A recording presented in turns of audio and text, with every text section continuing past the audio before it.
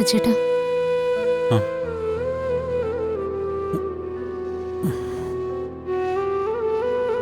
സച്ചേട്ടന് കഴിക്കാൻ എടുത്തു വെച്ചിട്ടുണ്ട്.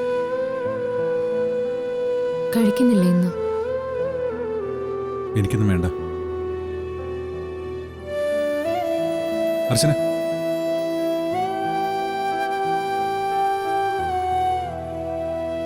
തനിക്കെന്നോട് ദേഷ്യമല്ലേ?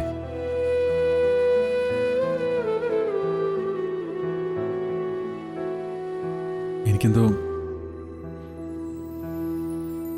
എന്താ ഞാനിപ്പോ പറയേണ്ടെന്ന് പോലും എനിക്കറിയില്ല. സച്ചേട്ടൻ പറഞ്ഞു വരുന്നത് ഇന്ന് അമ്പലത്തിലുണ്ടായ കാര്യത്തെ പറ്റിയാണെങ്കിൽ എനിക്കതിലൊന്നും പറയാനില്ല. അതിലൊന്നും പറയാനില്ല എന്ന് ഞാൻ പറഞ്ഞത് അത് സച്ചേട്ടന്റെ മാത്രം തെറ്റായതുകൊണ്ട്.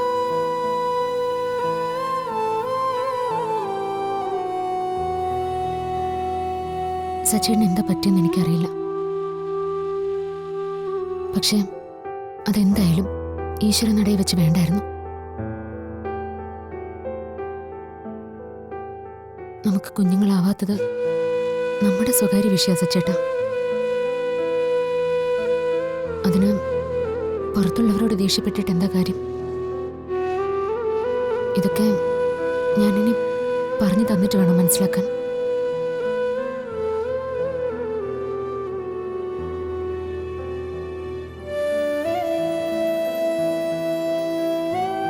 താൻ പറയണ്ട, അല്ലാതെ തന്നെ എനിക്ക് മനസ്സിലാവും. എനിക്കെന്തോ അപ്പോ സമനില തെറ്റിയതുപോലെ ആയിപ്പോയി. താൻ എന്നോട് ക്ഷമിച്ചേക്ക്.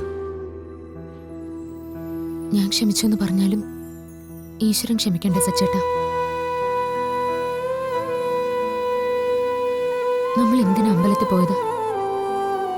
അതുപോലെ മറന്നല്ലേ സച്ചേട്ടൻ പെരുമാറിയത്? എടോ, താൻ എന്നെ ഇങ്ങനെ കുറ്റപ്പെടുത്താതെ. പറ്റിപ്പോയി. അതിലെനിക്ക് നല്ല കുറ്റബോധമുണ്ട്. അതിന്റെ കൂടെ താനും കൂടി ഇങ്ങനെയൊക്കെ പറഞ്ഞ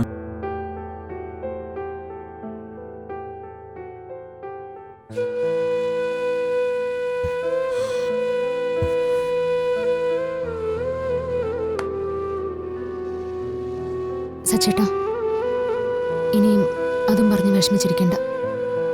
എനിക്കതിലൊരു പരാതി ഇനിയില്ല. അതൊക്കെ കഴിഞ്ഞ കാര്യമല്ലേ. നമുക്കിനിയും അതേക്കുറിച്ചൊന്നും സംസാരിക്കണ്ട. അതാ നല്ലത്.